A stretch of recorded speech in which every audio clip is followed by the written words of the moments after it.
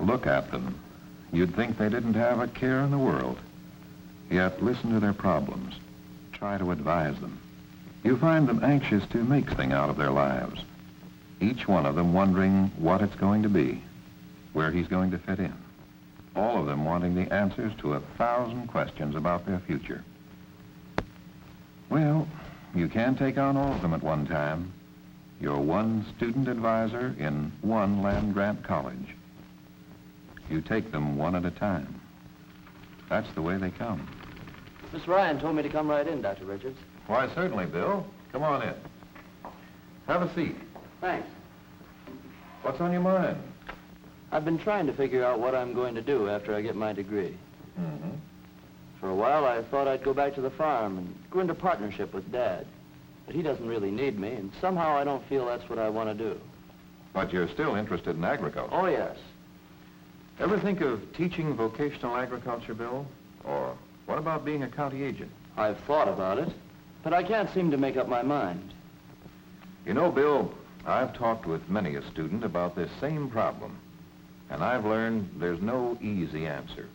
Each man must decide these things for himself. Agriculture is a wide field, and there's always room in it for capable young people. You could be a farmer and probably do a good job of it. You could teach or go into research in private industry. Then, too, the Department of Agriculture has always made it a practice to offer opportunities to promising young people on a competitive basis. Take them, train them, and develop them to their fullest usefulness. I've thought about the department. It's a big outfit. Probably does more work in agriculture than you'd find anywhere, doesn't it? Actually, Bill, the department represents only a part of the total professional work that goes on in agriculture in this country.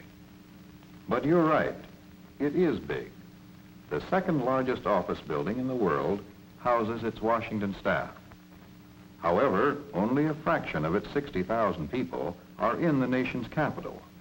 The rest are on the job all over the country, wherever there is agriculture. Engineers, economists, scientists, management executives, veterinarians, technicians, dealing with our most basic possessions, the soil and its products. You get a feeling when you work with the land that a civilization can be only as great and as healthy as the soil it's built upon. When anything happens to injure or destroy that soil, we must fight it. During the war, we used aerial reconnaissance to check the movement of enemy troops. Today, we're using similar techniques in another war against floods and erosion. The Soil Conservation Service makes hundreds of thousands of aerial photographs every year. They're mapping entire states, examining land features, farm by farm. Out on the land where the problems are, SCS technicians are working directly with the farmer, showing him how to map out conservation practices, how to plan a better agriculture through sound land use, treating each acre according to its needs, using it according to its ability to produce. The care and management of our national forests is in the hands of the Forest Service.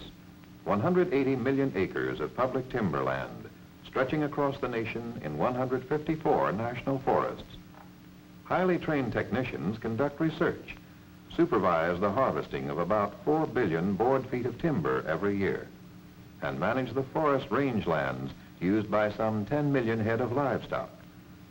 The service also cooperates with the states in helping private owners by giving them advice and actual assistance in the woods.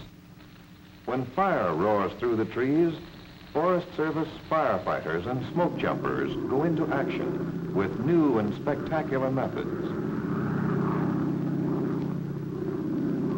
We're guarding our public and many of our private forests, Bill, as a vast natural resource which will constantly renew itself when well managed. Unfortunately, too much of our private timberland is not well managed. Out-of-doors work like that has always seemed pretty exciting to me.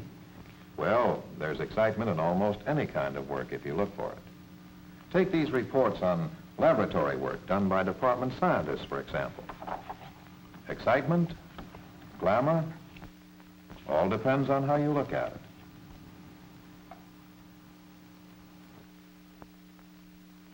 This is a hydrothermograph, a very sensitive instrument which records temperature and humidity. It is used here in a rearing room where careful control is exercised to create conditions favorable to the growth of healthy, vigorous roaches, mosquitoes, flies. Insects are to the entomologist what white mice and guinea pigs are to the biologist. And they are bred here in order to test the power of new ways to destroy them. Department scientists developed the amazingly effective DDT aerosol bomb.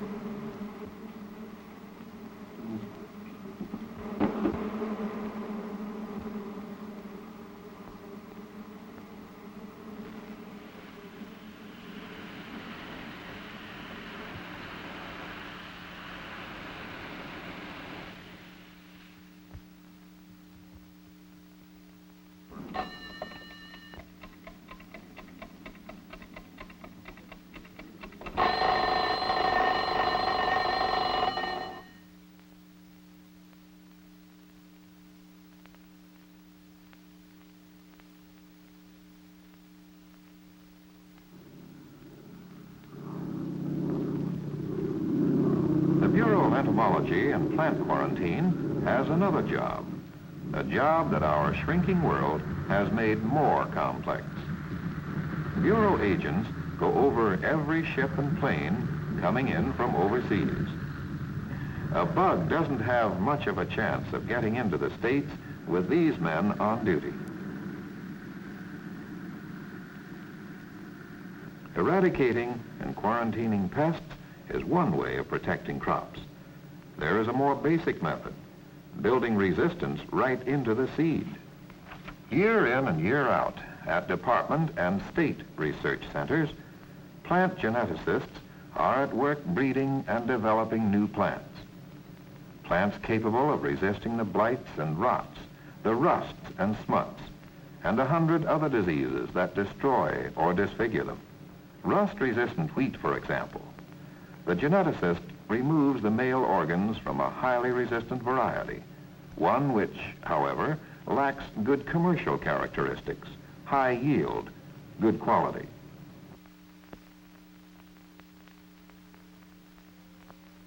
Onto the female organs of a wheat which does have these qualities but is susceptible to the rust, he dusts the pollen to produce a crossing of the two varieties.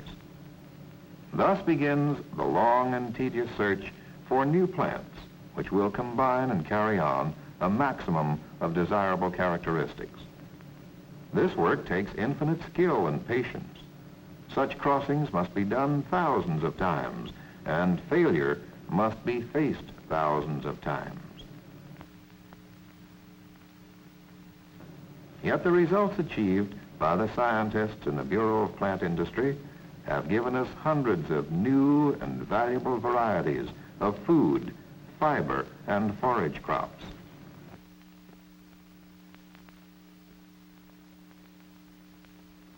In work with animals, too, the department has brought progress in handling and breeding methods.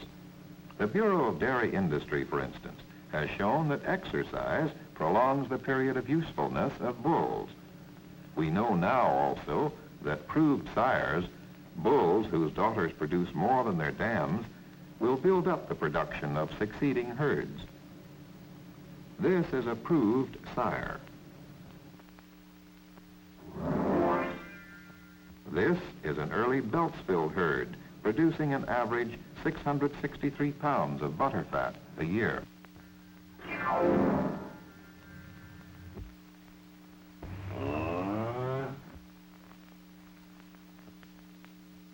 Average butterfat production of the daughters of this herd and the proved sire was 705 pounds. Through 5 proved sires over a period of 20 years, the average butterfat production of this Holstein herd at Beltsville has been raised to 872 pounds, an increase of over 200 pounds. Work like this has enriched the entire American economy by millions of dollars.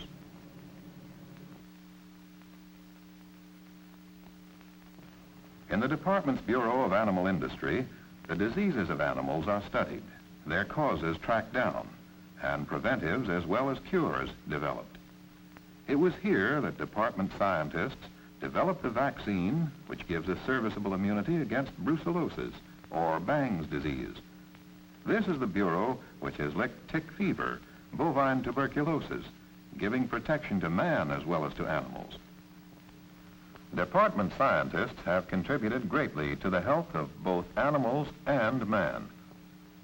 There are few more exciting chapters in the history of medicine than the dramatic race against time that took place at the start of the Second World War.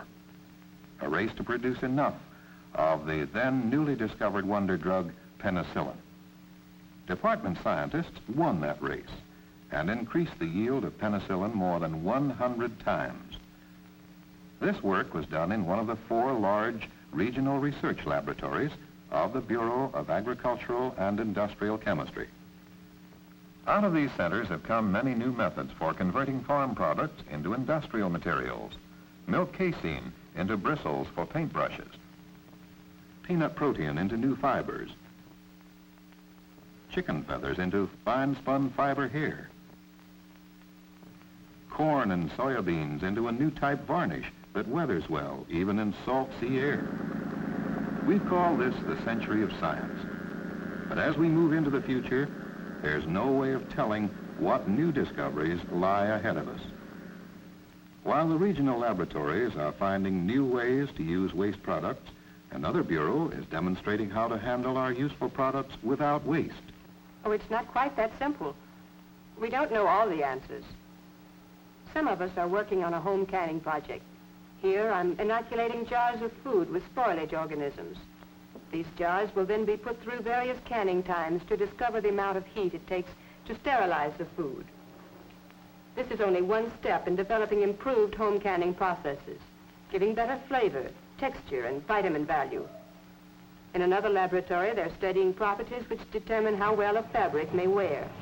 This machine tests the bursting strength of fabrics.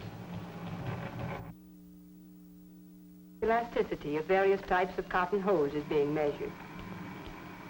This is just a sample of the job of the Bureau of Human Nutrition and Home Economics, studying how to use the products of the land so that they will give people the best possible return as food, clothing, and houses to live in.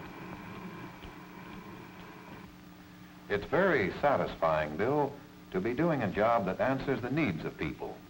Sometimes those needs grow very urgent. Remember those farm security photographs you used to see in the 1930s? The full problem hasn't been solved yet, but many of those people are well on the way toward a more secure way of life. Thousands of tenant farmers are being helped by the Farmers Home Administration with credit and technical assistance. Farm and home supervisors help them plan their farm and home operations. That sounds like a pretty good idea. Now, how about this 5 acres of tobacco, Roy? How much fertilizer were you planning to use? I wasn't thinking of using any fertilizer. It's too expensive. Look, Roy, our county records show that fertilizer on tobacco really pays off. The increased yield will more than make up for the extra cost. I just hadn't figured on it. But, Roy, we didn't have a very good crop last year. I think you'd be making a big mistake. Well, let's figure it in on our plan then. After farmers like Roy demonstrate their ability to operate and develop their farms, they often move ahead, buy their own farms, their own land. And they want improvements. REA, through farmer-owned co-ops, is bringing electric power to the farm. In 1935, when REA came into being, only 11% of America's farms had electricity. By 1946, electric power had been brought to 53%. And what this has meant to the farmer.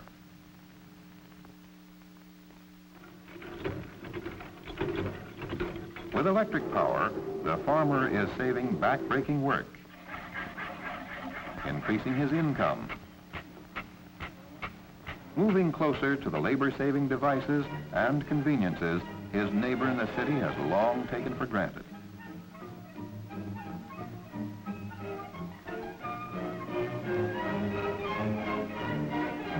Probably no one but a farm wife can really understand what electricity means to a woman on the farm. There are other cooperatives administered through the department. I got a letter just the other day from a former student of mine telling me about cooperative credit. You know, Professor, cooperative credit is as modern as the new barn we've just built, and we built it with our last loan. We farmers really run our credit cooperatives. At our annual meetings, our secretary-treasurer reports for the year. We discuss policies and elect farmers as directors.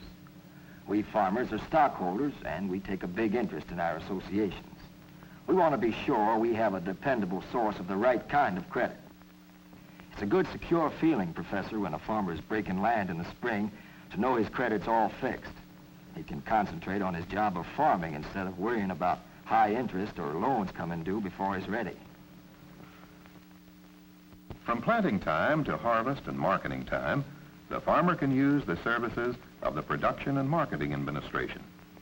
He receives payments for practices that improve soil fertility, incentives for handling his land as a public trust.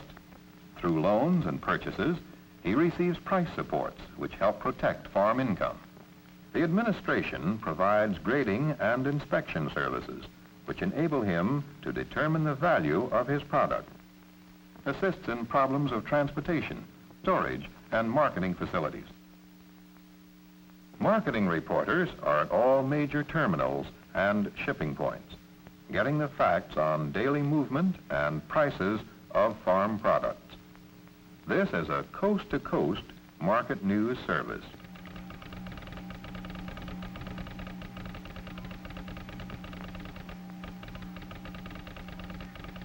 Bushel basket, 75 to $1 a basket. The U.S. Department of Agriculture reports that fruits and vegetables were in only moderate supply today. Trading was active on most markets. Demand for potatoes was good and prices were higher. Cabbage was... Market looks pretty good, Sam. I think we'd better ship tomorrow. And while he's getting information, the farmer is giving information. Confidential data on production totals, yields, wages, prices, labor.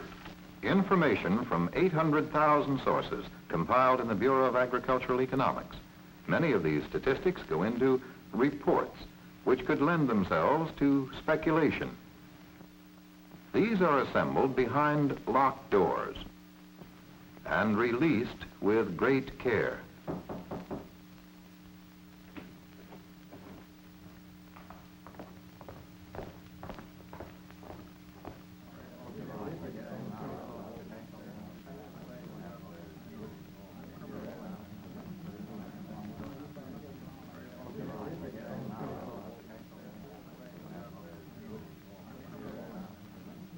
No reporter is scooped on this story. Not until the hour when the market is closed does the signal come. Go.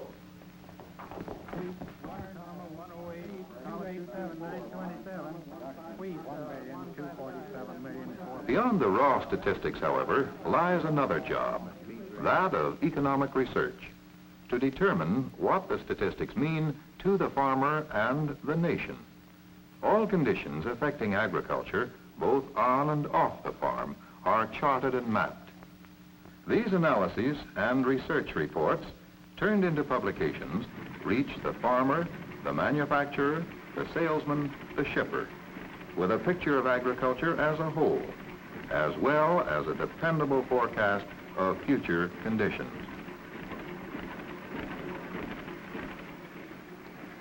The economists must take into consideration many worldwide factors. International reports come to them from the Office of Foreign Agricultural Relations. This office, working with the State Department, receives reports from every country where we have diplomatic representatives. From these reports, we learn what American crops the foreign markets are going to demand and what foreign-grown crops are going to compete with us in world markets. We're beginning to learn, Bill, that the earth is large enough to feed all of its people, if its people will learn to live and work together. Well, I think we will. Now I want to tell you how the department's information gets directly to the farmer and how it's translated into action. I ran into a friend of mine the other day coming out of the county courthouse. Harry Bennett, county agent. His whole job is based on being of service to the farmer. I like to talk to Harry. He always has something to tell me. Well, I decided to start a drive to get this new Clinton variety accepted in my county. Those tests you made out at the experiment station pretty well convinced me. All I had to do was to convince the farmers. There are plenty of skeptics willing to take their chances on rust while they were getting good yields. But I plugged away at it, kept talking about it. Took them out and showed them demonstration plots. It didn't work, though, until I got John Morgan to change over. Henry Baker was next, and soon most of the county followed. Well, sir, this past season the rust really hit. Over in Allen County, they were just about wiped out. And here, except for a stubborn few, we weren't even touched. In fact, had a bumper crop. You never saw the like of handshaking and congratulations. I tell you, I almost began to feel like a hero in a movie. Well, to my way of thinking, Harry Bennett is a hero, as are thousands of other workers, scientists, researchers, home demonstration agents, 4-H club workers, all of the men who dedicate their lives to service in agriculture and work with the men who grow our food and guard our soil. Well, Bill, I've just about talked myself out, and what I've told you is still pretty sketchy. However, I think it's enough to show you that there's still plenty of room for young blood in agriculture. Thanks, Dr. Richards. You've given me plenty to think about. Plenty.